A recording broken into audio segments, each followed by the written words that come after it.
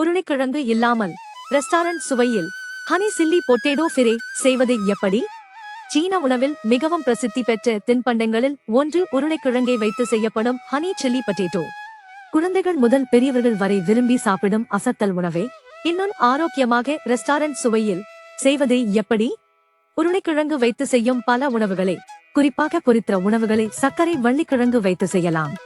Honey chilli potato ரெசிபியை சர்க்கரை வள்ளிக்கிழங்கு வைத்து எப்படி செய்வது?